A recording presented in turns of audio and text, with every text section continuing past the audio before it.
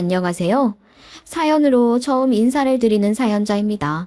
오늘의 사연을 보내는 저를 소개하는 가장 핵심 키워드는 두 번이라는 단어이지 않을까 싶어요. 왜 두 번이라는 저 단어가 저를 표현하는 핵심 키워드인지는 이야기가 풀어나가진다면 여러분도 자연스럽게 알게 되실 거라는 생각이 듭니다. 그 다음 키워드는 시어머니라고 할 수도 있겠네요. 두 번, 그리고 시어머니. 이 두 가지 키워드를 가지고 그럼 오늘 저희 인생 스토리를 시작하겠습니다. 저는 가정을 두 번 꾸렸던 경험이 있는 사람이에요. 총 두 번의 결혼을 했죠. 첫 번째 결혼은 27살에 한 결혼이었어요. 하지만 1년도 안 되어서 첫 번째 남편이 세상을 떠났죠. 갑작스럽게 한 이별은 정말 정신이 없었어요. 더군다나 너무 젊은 나이에 한 사별이었기에 저는 더더욱 큰 충격을 받았습니다. 그 당시 시댁에서는 젊은 나이이니 그만 세상 떠난 남편에게 매여 있으라면서 제게 이제 그만 잊고 살라고 하고는 연락처까지 바꾸시고 이사를 가셨어요. 정말 좋은 분들이었기에 그분들이 어떤 마음으로 그렇게 하셨는지 알 수 있었죠.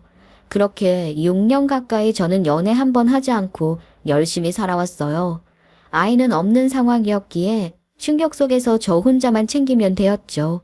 그렇게 첫 남편과 사별을 하고 혼자 살아갈 팔자겠거니 하고 살았습니다. 엄마, 나 잘 살 수 있어. 내가 결혼 안 했던 것도 아니잖아. 사람마다 다 자기 사정이 있는 거지. 응? 그 사정이랑 네 사정이랑 같아. 너 이거 정말 잘 생각해야 할 문제야. 이렇게 비유하긴 뭐하지만 하다못해 강아지 한 마리를 집에 들이는 것도 얼마나 큰일인데 사람 들이는 게 쉬운 일인 줄 아니? 사람 일 어떻게 될지 아무도 모른다고. 첫 번째 남편과 사별을 한 그 몇 년 뒤인 33살. 33살에 제가 다시 결혼을 하게 되었지 뭐예요? 저도 제가 재혼을 할 줄 몰랐고 제 주변 사람들도 몰랐을 거예요. 저를 포함한 모두에게 놀라운 소식이었죠. 어찌 보면 사별의 슬픔을 딛고 새로운 시작을 하는 저한테 축하의 말을 해줘야 하는데 제가 재혼을 하겠다고 했을 때 많은 사람들이 걱정을 하고 말리려고까지 했었어요. 특히 저희 엄마는 걱정에 걱정을 하셨죠. 너 지금 도대체 무슨 말을 하는 거야? 어? 네가 하려고 하는 게 그게 뭐 어디 가서 시험 보고 어디 가서 그냥 며칠 하는 그런 일인 줄 알아? 내 새끼 낳을 때도 정말 내가 이 아이를 잘 키울 수 있을까 없을까 얼마나 고민을 하고 준비를 해서 아이를 갖고 낳고 키우는 건데 네가 애를 길러본 경험이 있니? 낳아본 경험이 있니? 너 정말 이렇게 억제 부릴 거야? 도대체가 사람을 만나도 왜 딸린 이혼남을 만나? 따지고 보면 나도 이혼한 거라고 이야기할 수도 있는 거잖아. 왜 말을 그렇게 해? 네가 무슨 이혼이야? 이 서방이 세상 떠난 걸 뭘 네가 어떻게 알 수 있었다고. 아무튼 나는 이 결혼 이거 정말 모르겠다. 아유 이건 아니야. 당사자인 내가 괜찮다고 하잖아 엄마. 언제는 연애를 하든 결혼을 하든 옆에 짝 찾았으면 좋겠다고 했었잖아. 제가 결혼하려 했던 그 남자는 아이가 있었어요. 아들이었죠. 그 사람은 전처 사이에서 낳은 9살짜리 아들이 있었는데 그 사람은 사별은 아니었고 이혼이었어요. 이혼을 한 건 그래도 어떻게 괜찮은데 아이까지 있다고 하니 제 지인들은 물론이고 저희 엄마가 정말 많이 반대를 하셨었어요. 지금 생각해보면 엄마가 왜 그렇게 걱정을 했고 결혼을 말리셨던 건지 이해가 가요. 하지만 제가 신중하지 못한 성격도 아니고 당사자인 저야말로 얼마나 많은 생각을 했겠어요. 저는 아이는 물론이고 제가 결혼하려 한 그 사람한테도 확신이 있었기에 주변의 반대를 무릅쓰고 결혼을 계속해서 밀어붙였습니다. 야, 어머니가 나한테까지 전화하셔서 너 좀 말려달라고 난리도 아니셨어. 너 정말로 이 결혼 꼭 해야겠어?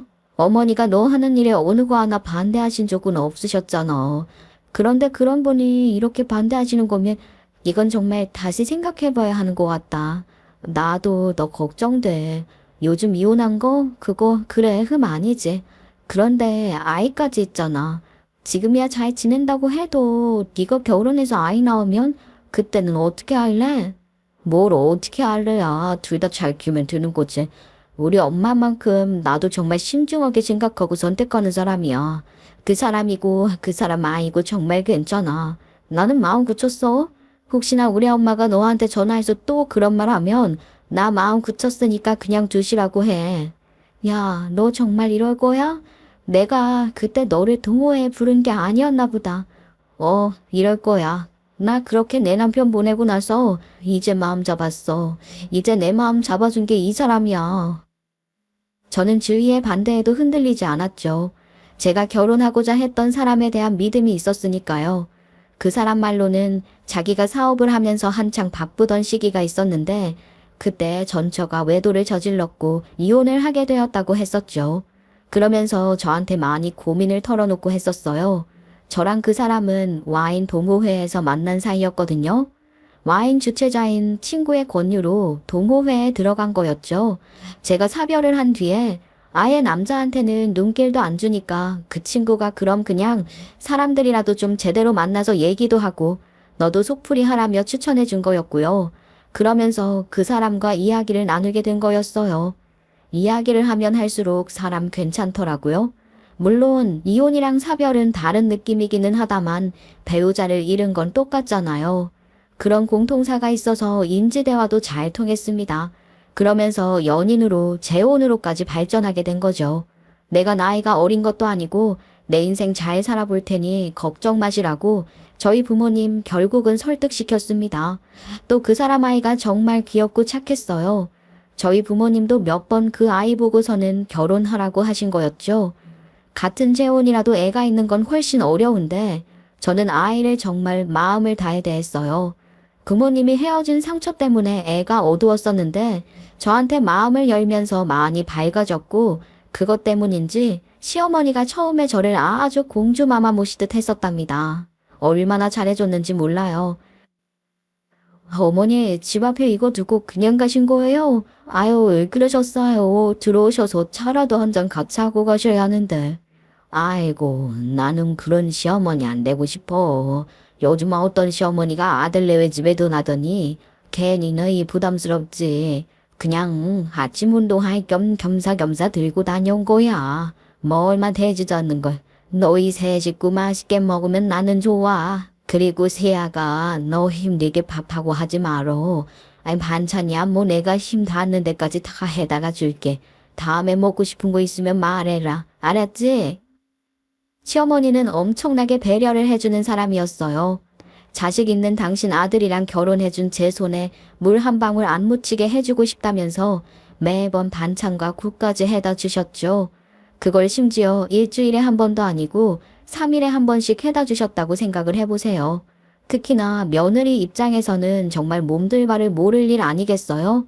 그런데도 시어머니는 자기 아들이랑 자기 손주 옆에 제가 있어줘서 얼마나 고마운지 모른다면서 그렇게 저를 챙겨주기 바빴습니다.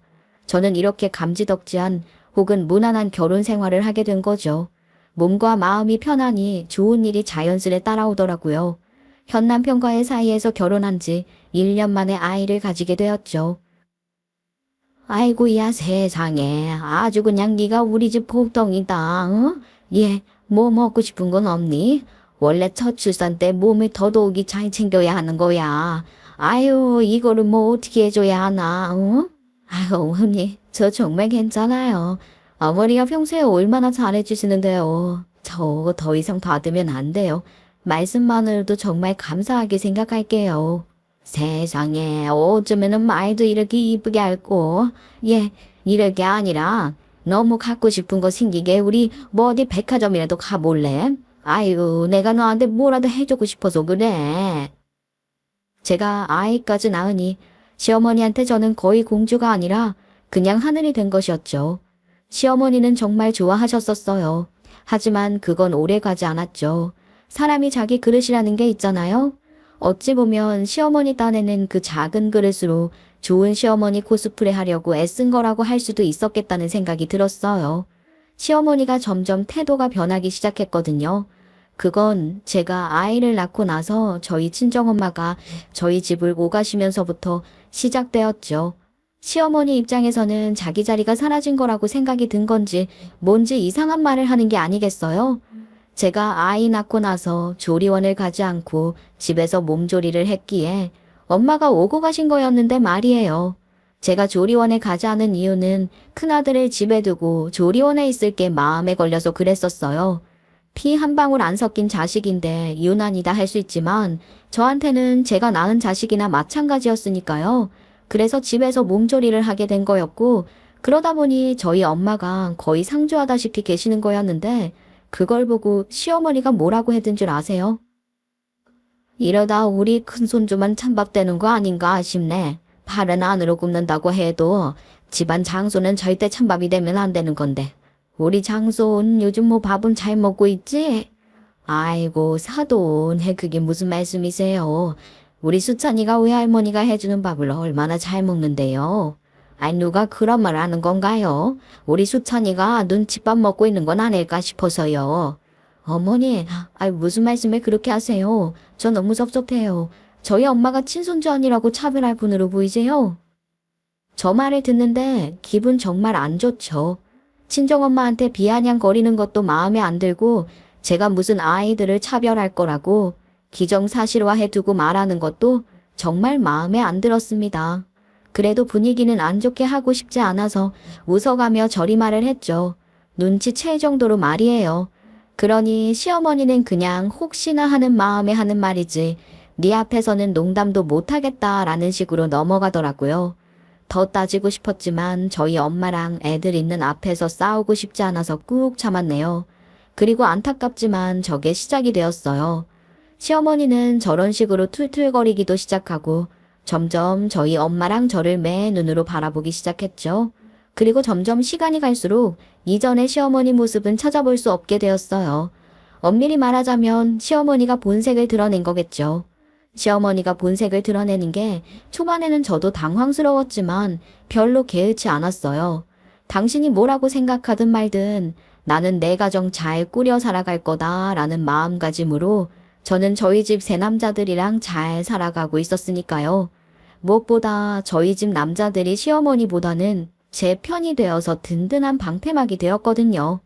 변한 시어머니는 은근히 사사건건 저희 집에 찾아와서 이것저것 트집을 잡았는데 그때마다 남편이 방패막이 되어줬고 나중에는 남편이 시어머니한테 선언까지 하다시피 하더라고요. 아이 너 지금 네 엄마를 뭘로 보고 그런 얘기를 하는 거야? 아이고 너 아주 잘하면 네 엄마고 뭐고 모르서 하겠다. 어? 솔직히 여기에서 무슨 한두 살 먹은 어린애도 아니고 와이 그런 결혼해서 우리가 가정 꾸리고 사는 거잖아. 안 그래요? 뭐? 아니 내가 남이냐? 난 네 엄마다 시탄이 할미고 내가 뭐 남의 집에 막무가내로 들어온 것도 아니고 너 지금 나한테 무슨 말을 하는지 알고 나는 거야? 남편은 시어머니한테 어찌 보면 당연한 걸 얘기한 거였어요. 시어머니는 점점 도가 지나치는 행동을 하면서 사람 정말 힘들게 했거든요. 남편은 시어머니한테 우리는 우리만의 가정을 꾸리고 있으니 집에 찾아오는 거 좀 자제해달라. 요즘은 결혼한 아들 집에 자주 드나드는 엄마들 별로 없다 하면서 말을 이어갔어요. 그리고 거기에 시어머니가 난리가 난 것이었죠. 내가 내 아들 집을 못 오는 게 말이 되냐면서 말입니다. 맞지. 오는 건 문제 없죠. 그런데 그것도 잘 지내면 상관없지만 이 사람 살림에 간섭하고 부정적인 말만 하지 않았어요. 엄마가 생각해도 이거 아니라는 거 알고 있는 거잖아요. 안 그래요? 그렇잖아. 제발 그런 건 좀 그만해. 잘 지내다가 도대체 갑자기 왜 이러는 건데? 야, 그럼 뭐 좋아 보이는 게 있어야 잔소리를 안 하지. 가는 거 보면 아주 갑갑해 죽겠는데 속 터지게 참고만 있으라고. 너 그렇게 네 한 사람만 감싸고 도는 거 아니야. 감싸고 도는 게 아니라 있는 걸 말하는 거죠, 엄마. 장모님은 오시면 항상 내 칭찬만 많이 해주시는데 엄마는 맨날 집사람 트집 잡을 것만 노리고 있는 것 같아 불편하다니까. 그러면서 남편은 너무 자주 안 오셨으면 좋겠다라고 다시 한번 쐐기를 박았어요. 시어머니는 남편의 성급기에 엄청 화내고 섭섭해했지만 실제로 그 이후로 찾아오는 빈도수가 훨씬 줄어들긴 했었죠. 효과가 있었던 거예요. 대신 명절날이나 생일날 시댁에 찾아가면 반응이 예전 같지 않았죠. 하지만 그래도 자주 안 보니까 시어머니의 냉대는 버틸 수 있었어요. 그렇게 시간이 흘러가는데 제가 나이를 먹는 것처럼 저희 친정엄마도 점점 연세가 들어가시지 않겠어요? 여러분도 아시죠? 나이가 들면 들수록 몸 회복력이 정말 떨어진다는 거 말이에요. 저희 친정엄마가 연세가 있으신 상황에서 목욕탕에서 넘어지신 게 아니겠어요? 몸이 좀 약해지신 상황이었거든요. 넘어지시면서 고관절이 크게 다쳐서 고관절 수술을 해야 한다고 하더라고요. 지체할 게 있나요? 당장 수술했죠. 그런데 문제는 수술하고 퇴원한 다음이었어요. 네, 장모님, 저희도 이게 마음 편해요. 장모님 간병하는데 당연히 믿을 만한 사람으로 해야 저희가 마음이 편하죠. 아이고, 내가 아무리 그래도 마음이 안 편하지. 나 때문에 두 사람이 지금 마음고생하는데. 그래, 엄마, 우리 둘이 마음고생하게 하지 말고 이 사람이 하자는 대로 해, 응? 친정엄마가 고관절 수술을 하시고 나서 퇴원을 했는데 아무래도 엄마를 돌봐줄 사람이 필요하잖아요. 그런데 당시에 저도 일을 하고 있었고 남편도 일을 하고 있었으니 어려운 상황이었죠. 그래서 남편이 친정엄마를 돌봐줄 간병인을 고용을 했어요. 남편이 아는 선배가 운영하는 곳에서 말입니다. 남편이 간병인 고용해줬다는 거 알고 시어머니가 또 난리가 난 거 있죠. 아니, 너희 친정엄마 간병인 써야 하는 걸 왜 내 아들 돈을 쓰냐? 참네. 너도 일하는데 왜 네 돈으로 안 하고 내 아들 돈으로 하는 건지 나는 어처구니가 없다. 어? 시찬 엄마랑 나를 게 뭐야? 엄마, 여기서 그 사람 얘기가 왜 나와? 그 사람이랑 지금 우리랑 무슨 상관인데? 시어머니는 굳이 저희한테 찾아와서 저 말을 했었습니다. 더군다나 남편 전처 운운하며 중얼중얼 그런 말을 꺼내니 남편이 열받죠. 심지어 큰아들이 곁에 있는데도 눈치도 안 보고 그런 말을 했으니 남편이 더욱 화가 날 수밖에 없는 상황이었고요. 남편은 식겁해서는 시어머니한테 그런 말 하지 말라 그러면서 저를 옹호했어요. 엄마, 꼭 그렇게 가족끼리 있고 내고 나눠야 하는 거야? 내가 사업을 하니까 아무래도 금전적으로 더 여유 있으니까 내가 낸 거지. 그러니까 네 엄마도 아닌데 왜 네가 돈을 내냐 이 말이야? 끝이 보이지 않는 말싸움의 연속이었죠. 그 와중에 우리 큰아들도 거들더라고요. 얼마나 귀여웠는지 모릅니다. 통쾌하기도 정말 통쾌했고요. 아, 맞아. 그런 식이면 할머니도 그럼 엄마한테 생일 선물 받으면 안 되는 거 아니야? 왜 할머니는 우리 엄마 돈 써? 할머니도 엄마한테 선물 받지 마.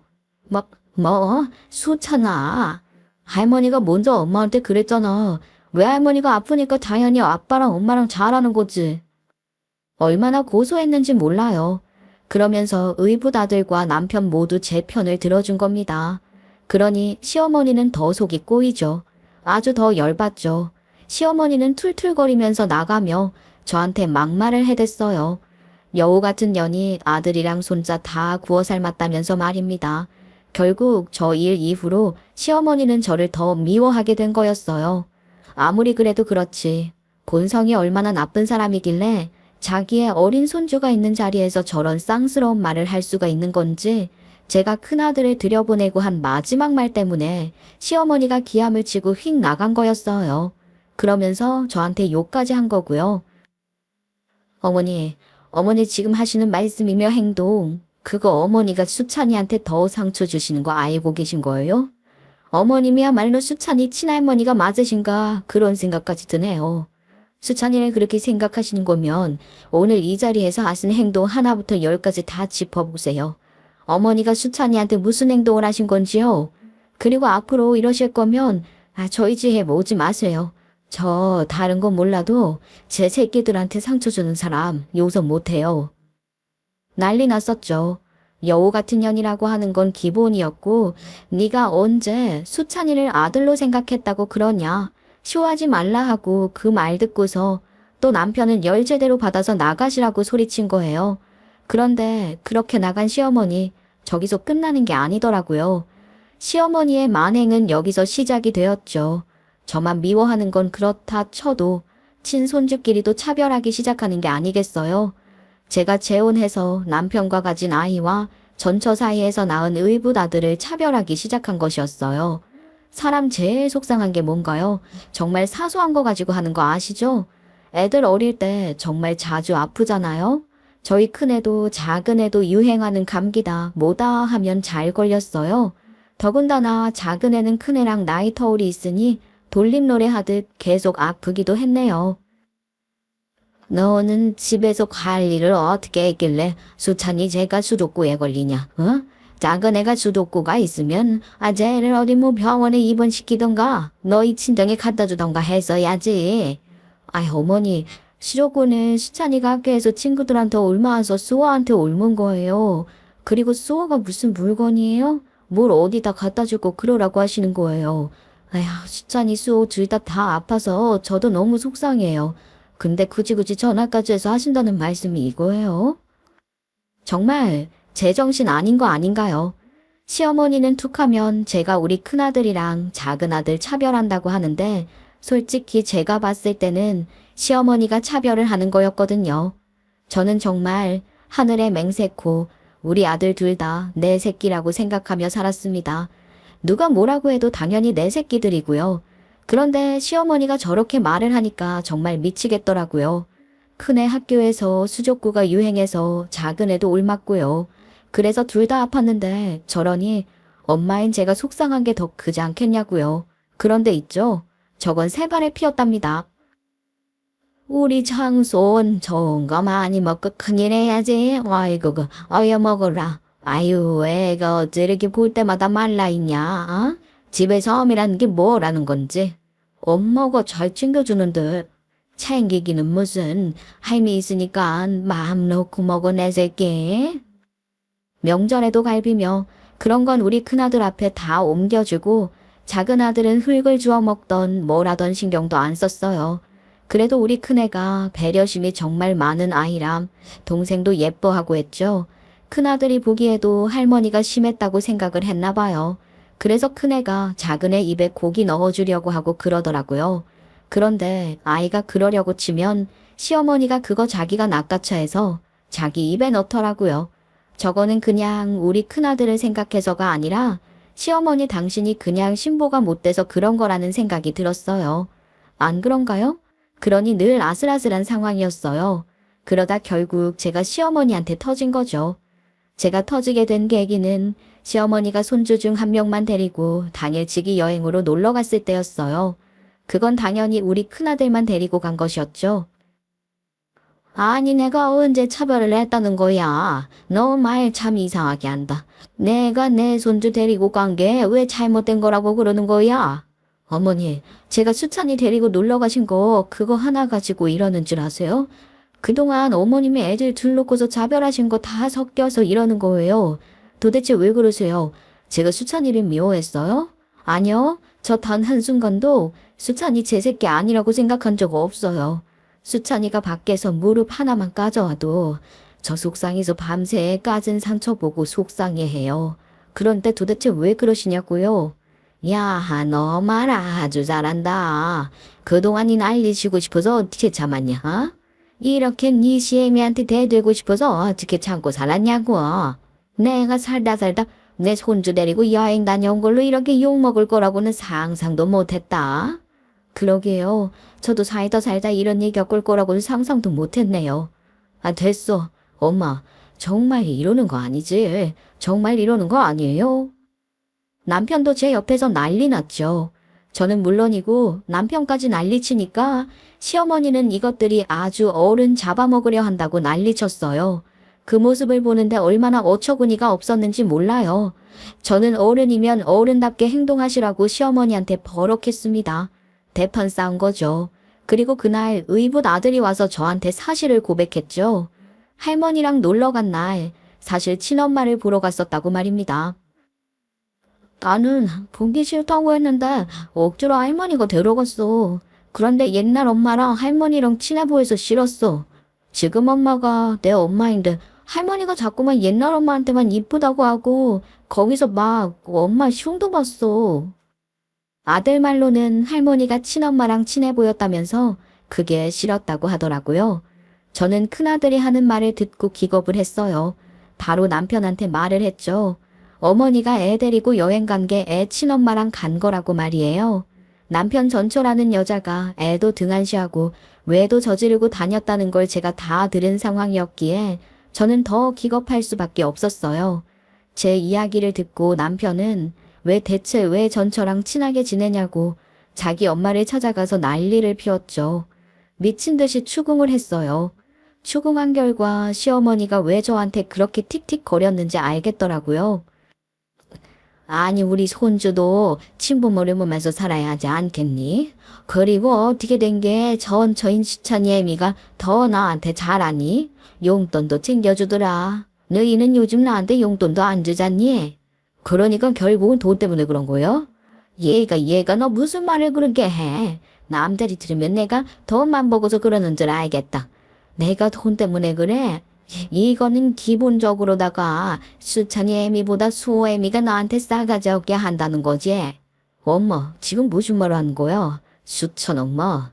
그 여자 자기 새끼 버리고 딴 놈 좋다고 쫓아나간 여자야. 남편의 전처는 이혼하면서 아이를 버리고 가버려서 큰애가 크게 상처받았는데 이제 와서야 아이를 만나고 싶다며 시어머니한테 연락을 하고 시어머니를 꼬드겨서 자리를 마련해 주라고 한 것이었어요. 전처는 그렇다고 치자고요.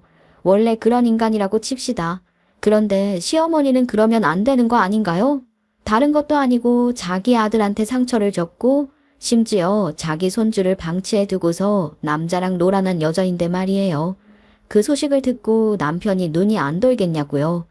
남편은 시어머니의 대답에 더욱 길길이 날뛰면서 내가 어떻게 이혼했는지 알면서 어떻게 그럴 수 있냐고 자기 엄마한테 엄청 뭐라 했었어요. 내가 이혼할 때 얼마나 힘들었는지 엄마가 그걸 못 봤어? 다 봤었잖아. 단 남자 좋다고 이혼하겠다고 하는 여자한테. 내가 애 생각해서 그러지 말자고 내가 붙잡았어. 그런데 그 여자가 어떻게 했어? 버젓이 있는 집에 지 상간남 데리고 들어와서 나한테 소개시켰어. 그걸 엄마가 모르냐고. 심지어 용돈 좀 받았다고 그런 짓거리를 해줘? 얘가 너 남자가 그렇게 속 좁게 굴면 안 되는 거야 알아? 네가 너무 속 좁게 굴면 수찬이 그거 그대로 배운다 어? 그리고 애가 지 엄마 만나는 게 도대체 뭐가 그렇게 잘못된 거라고 너는 그러냐? 그 여자가 정상이야? 생각을 해봐. 그 여자가 한 짓거리가 그게 정상이냐고. 남편의 전처는 자기가 상간남이랑 살림 차려야 하는데 남편이 이혼 안 해주니까 상간남 데리고 집까지 왔었더라고요. 아이도 있는 앞에서 내 새아빠 될 사람이다 이러니 남편이 거기에 질려서 이혼을 한 거였고요. 그리고 그 사정 뻔히 다 아는데 자기 엄마가 고장 용돈 몇 푼 때문에 자기 전처한테 애를 데리고 다녀왔다 하니까 남편은 저보다도 더 실망을 한 것 같았어요. 저 일로 남편도 감정이 상하게 되면서 한동안 남편과 시어머니는 거의 교류를 안 했어요. 저 같아도 안 하죠. 그래 잘된 거다 싶었어요. 그렇게 그냥 안 보고 살자 마음 먹고 있었죠. 그렇게 무소식이 희소식이다 하고 살고 있는데 어느 날 시어머니가 저희 집에 쳐들어온 게 아니겠어요. 그때 저는 친구를 저희 집에 초대해서 이야기하는 중이었거든요. 오랜만에 친구도 볼 겸 엄마 집 처분에 관해서 의논도 하면 좋을 것 같아서 공인중개사무소 일을 하는 친구와 이야기를 나누었습니다. 그런데 갑자기 시어머니 얼굴이 인터폰에 뜨니 당황스러웠죠. 하지만 어째요? 일단 문을 열어줬죠. 그랬더니만 시어머니는 마치 기다렸다는 듯 문이 열리자마자 트집을 잡기 시작하는 거예요. 제가 친구에게 대접하느라 다과권에서 상을 준비했었거든요. 그런데 그 상을 보자 시어머니 또 생트집 잡기 시작한 거였죠. 너는 말이야. 네 시어미한테는 연락하지도 않더니 아이고 너는 사람 불러서 놀고 있었냐? 그렇게 집에서 팅자팅자 놀고 먹느라고 연락도 안 하셨어? 아이 우리 아들은 쎄 빠지게 고생하는데 며느리란 년이 주말이라고 토요일에 팅자 놀고만 있구만 어? 예 대답을 해봐.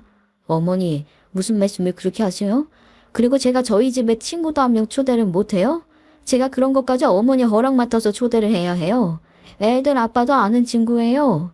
아이고 그러죠. 이거 봐요. 그쪽은 주말에 남의 집에 오는 뻔뻔스러움은 어디서 배웠답니까? 예. 아, 어머니. 저러면서 제 친구한테도 비아냥거리는데 정말 창피해 죽는 줄 알았어요. 제 친구 입장에서는 그냥 가만히 있었을 뿐인데 물벼락 맞은 거였죠. 갑자기 쳐들어온 시어머니 때문에 눈치 보고 있는 친구한테 너무 미안하더라고요. 그래서 저는 친구 보고 미안하다며 제가 친구가 운영하는 부동산에 직접 찾아가서 상담하겠다고 친구를 집에서 내보내려고 했어요. 그러자 친구가 명함 뒤에 약도가 있다며 명함을 줬고요. 그리고 친구가 가자 시어머니는 저한테서 제 친구가 준 명함을 휙 뺏는 겁니다. 그러면서 네가 부동산에 연락할 일이 뭐가 있냐, 어디 이사 가냐 묻더라고요. 그래서 저는 아무 생각 없이 말을 했죠. 시어머니랑 길게 말을 섞고 싶지가 않았거든요. 친정집 할 생각이에요. 친정엄마가 재수술을 하셔야 돼서요. 너 이 친정집을? 아, 왜? 친정엄마가 재수술을 하게 돼서 수술비가 필요해서요. 수술한 후에도 회복 기간도 오래 걸릴 것 같고 해서요. 친정엄마가 아무래도 이제 연세가 있으시니 예전처럼 정상적인 생활을 하기 힘드신 상황이 될 것 같아서 그래서 그냥 요양병원에 모시기로 했다고 말을 했어요. 그래서 수도권 외곽에 있는 엄마 집을 팔아서 그 돈으로 수술하고 요양병원비 낼 거라고 말입니다. 그랬더니 시어머니가 무슨 반응을 보였는 줄 아세요? 아마 여러분들은 상상도 못할 반응일걸요. 시어머니는 제가 하는 말을 들으면서 허리춤에 손을 얹고 기막혀 했어요. 그러면서 이렇게 말하더라고요. 누구 마음대로 친정집을 팔어. 그 친정집 우리 아들 거 될 텐데. 아이 우리 아들 허락 받았냐? 네 엄마가 양심이 있으면 우리 아들한테 탁 넘겨야지. 여태껏 애미나 딸이나 우리 아들 등에 업혀 살았는데. 저런 말을 하는 거예요. 여러분도 황당하시죠? 당사자인 저는 어땠겠어요? 황당하다 못해 어처구니가 없었죠. 저는 황당해서 그게 왜 남편 거냐고 물었어요. 그랬더니 예전 이야기를 시어머니가 꺼내더라고요. 예전에 시어머니랑 저랑 사이가 아직 괜찮았을 때 양가 부모님 모시고 여행 갔었는데 그때 술 취한 친정엄마가 나중에 죽으면 집은 딸이랑 사위한테 공동상속으로 하려고 한다라고 말을 했기 때문이라면서 그거를 기억하고 있던 시어머니가 우리 아들 것이기도 한데 왜 네가 맘대로 처분하냐고 하는 것이었죠. 기가 막혀서. 그런데 그건 예전에 저희 엄마가 기분 좋을 때 술 취해서 한 말이잖아요. 저는 시어머니에게 엄마랑 나랑 알아서 할 일이니 신경 끄라고 일침을 했습니다. 어머니, 그리고 그이도 저희 엄마 집 처분해서 수술비랑 요양병원비로 쓰는 건 알고 있으니까 상관없지 않아요? 어머니 말씀대로 저희 엄마가 예전에 하신 말씀이 사실이라고 해도 당사자인 애들 아빠가 다 알고 괜찮다고 하면 뭐 별 문제 없는 거잖아요. 그리고 왜 갑자기 이렇게 말도 없이 찾아오신 거예요? 어머니 저희한테 죽을 때까지 안 볼 거라고 장례식에도 오지 말라고 하셨었잖아요. 아들놈한테 연락을 해도 계속 안 받아서 아들놈 퇴근할 때까지 너희 집에서 기다리고 있으려고 그런다. 그리고 이거 사. 너는 며느리란 년이 어떻게 그렇게 눈치도 없냐? 시어머니랑 남편 사이가 안 좋으면 며느리가 알아서 중재도 하고 남편 잘 타일러서 어머니한테 사과하라고 해야지. 그 장부수라고. 너도 나한테 연락도 잘 안 했지 않냐? 집안에 여자가 잘못 들어왔어. 아유 며느리란 년이. 저는 시어머니가 저한테 하는 말 듣고 대차게 비웃어 줬어요. 시어머니는 제가 자기를 보며 비웃자 더 열받아 하면서 지금 자기 보고 허수승 친 거냐, 건방지다 또 난리를 치더라고요.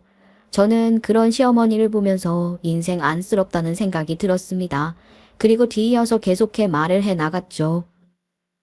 네? 어머니, 제가 왜 어머니 며느리예요? 남편한테 못 들으셨어요? 나 지금 뭐 하는 거야? 아이, 어디다가 전화를 걸어? 어머니 아드님한테요. 이 인간이 어머니한테 제대로 전하지 않은 게 있는 것 같아서요. 그리고서 저는 바로 남편한테 전화를 걸어서 남편한테 우리 이혼한 거 아직 말 안 했냐고 물어봤어요. 시어머니는 제가 남편과 통화를 하는 걸 듣고는 그 옆에서 아주 난리 났었죠. 자기 아들이 2번 이혼을 했다는 사실에 괴로워하면서 말입니다. 하지만 이건 비밀이 있었어요. 사실 남편하고 저는 위장 이혼을 한 상황이었거든요. 남편이 하는 사업이 처음에는 잘 되었다가 휘청거리기 시작했었어요. 그래서 남편이 술을 쓴 거죠. 당신한테 빚이 너무 먹을 수도 있는 상황이고 여러모로 당신이랑 애들한테 피해가 많이 갈 것 같아서 그래. 서류상으로만 이런 거야. 알지? 알지. 아휴 뭐 어쩌겠어. 애들이 일단 잘 자라야 하는 거니까 그래 그렇게 하자. 남편은 사업이 힘들어짐과 동시에 저에게 빚을 안 지게 하기 위해 위장 이혼을 하자고 제안한 것이었죠. 배우자 빚인 만큼 이혼하지 않으면 저한테도 피해가 오기 때문이었으니까요. 시어머니가 남편이 용돈을 예전만큼 안 주는 것에 불만을 가지고 있었는데 사실 그때부터 남편 사업이 어려워졌기 때문이었거든요. 시어머니는 그런 것도 모르고 자기 아들이 여전히 잘 나가는 줄 알고 제가 지 아들 등골 빼먹는다는 소리나 하고 있었던 겁니다. 아무튼 저는 이때도 위장 이혼했다는 사실을 굳이 이야기하지 않고 이혼한 사실과 남편 사업이 망한 사실만 이야기했어요. 시어머니한테 위장 이혼한 사실을 밝히지 않은 이유는 제가 뒷부분에서 말씀을 마저 드리도록 할게요. 다시 본론으로 돌아와서 시어머니한테 당신 아들과 나는 이혼한 사이라고 말하니 저는 시어머니한테 이 집도 곧 팔 거라고 말을 했어요. 남편은 이미 나가서 친구랑 살고 있고 저랑 아이들만 이 집에서 사는데 이 집 팔아서 재산 분할할 거라고 말을 한 거였죠. 당연히 시어머니는 처음에 안 믿으려다가 제가 이혼 판결문까지 보여주자 그제서야 믿더라고요. 그러면서 남편한테도 막 연락을 하대요. 남편도 이혼한 거 맞다고 하고 말입니다. 시어머니 통화하는 내용을 들어보니 남편도 이혼한 것만 이야기하고 저처럼 위장 이혼 사실은 밝히지 않은 것 같았어요. 역시 우리 남편인 거죠. 그렇게 충격받아서 휘청거리며 나갔던 시어머니에게 저는 며칠 뒤 전화를 걸었습니다. 시어머니한테 제대로 혼쭐을 내주고 싶었으니까요. 그리고 어머니, 남편이 양육비는 어머니한테 받으라고 하더라고요. 이건 또 무슨 소리야? 내가 그걸 왜 내? 내가 낳은 새끼들 키우는 돈을 왜 내가 대? 당연히 어머니가 주셔야죠. 지금 그 사람 사업비 깎기도 급급해서 양육비 낼 내력이 없으니 어머니 보고 내주라고 했다고 저한테 말했어요. 그러니까 어머님이 내주셔야죠. 남편과 저 사이에는 낳은 아들이 있으니까 거기에 대한 양육비를 줘야 하는 상황이 맞잖아요. 그런데 시어머니 독하더라고요. 그래도 자기 손주인데 말이죠. 저한테 헛소리 하지 말라고 하는 거 있죠. 아주 칼같이 말을 자르면서 말입니다. 그 말을 듣고 제가 가만히 있나요? 더 세게 말했죠. 그럼 제가 남편한테 양육비 추심을 걸 텐데 괜찮으시겠어요? 양육비 못 내면 감옥도 가시는 거 아시죠? 누가 감옥을 가? 내 새끼가 뭘 잘못했다고 감옥을 간다는 거야 지금?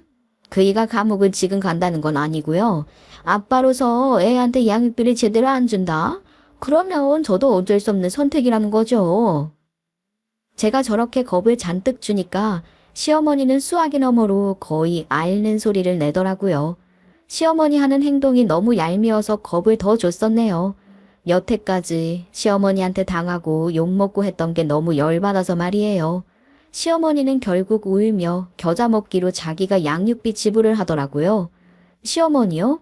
남편의 외도한 전처한테까지 돈 받아 처먹을 정도로 양아치지만 그래도 남편에 대한 최소한의 모정은 남아있었나 봐요.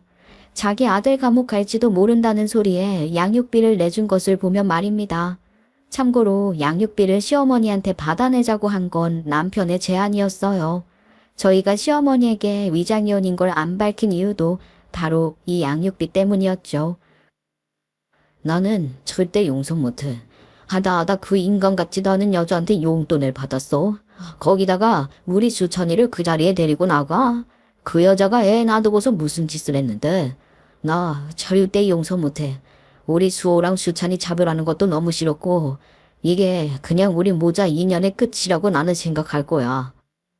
남편은 자기 전처한테 용돈 가져다 쓰고 손주들 차별하고 전처랑 의붓 아들 만나는 자리를 주선한 것에 대해 시어머니한테 앙심을 품고 있는 상황이었거든요. 남편이 말하길 자기가 그동안 시어머니한테 갖다 바친 돈 생각하면 양육비 요구는 별거 아니라고 말을 했었어요. 그리고 남편과 저는 이렇게 위장 이혼인 걸 숨긴 채 시어머니한테 양육비 받으면 원래 살았던 대로 가족끼리 오손도손 살아가고 있죠.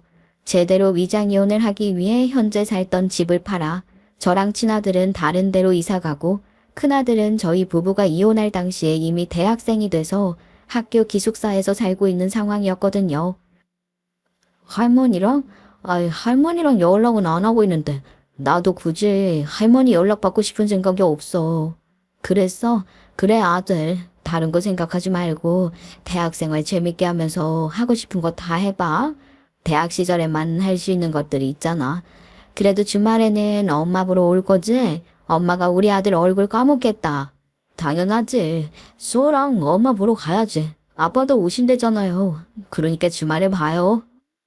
큰아들은 할머니랑 연락 안 하고 있다고 하더라고요.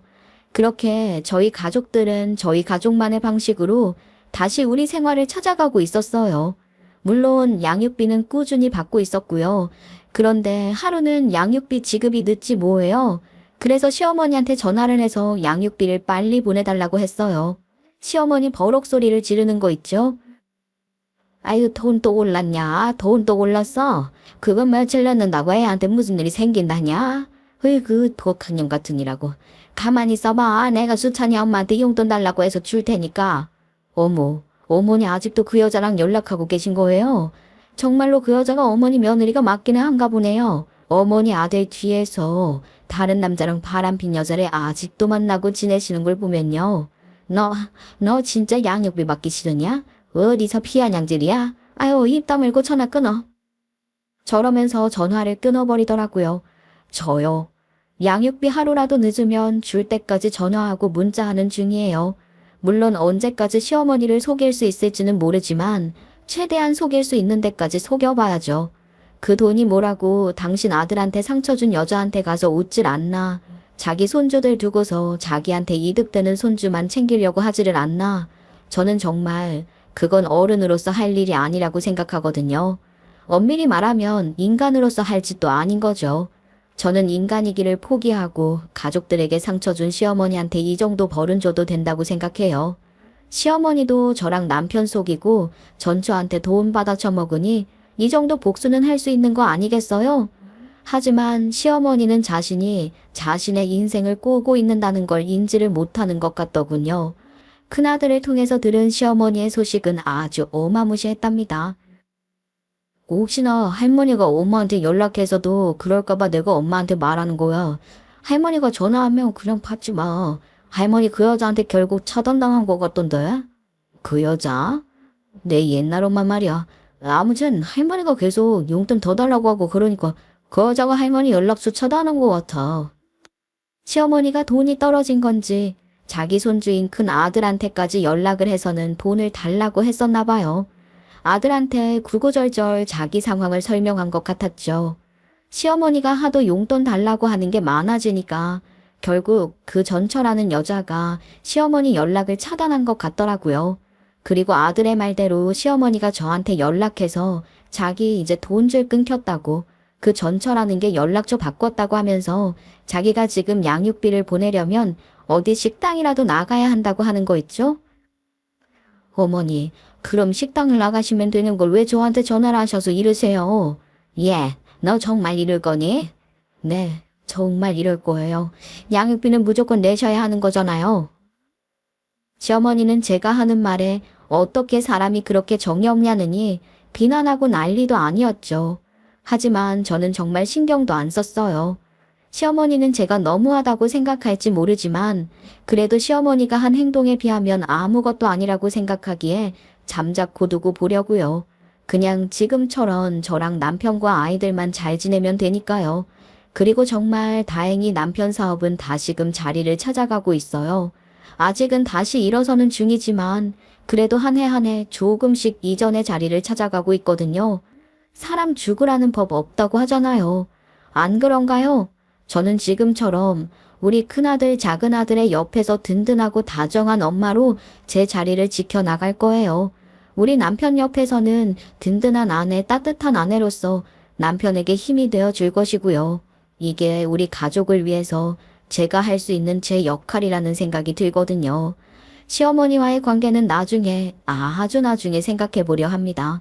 여러분, 오늘 저의 이야기를 들으시면서 어떤 생각이 드셨나요? 피는 물보다 진하다고 하지만 사람 마음이 피보다 더 진한 것 같다는 생각이 들지 않으시나요? 저는 그렇게 생각을 하거든요. 사람 마음이 가장 중요하다고 말이에요.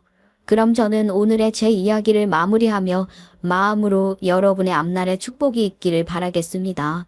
이야기 들어주셔서 정말 감사했습니다.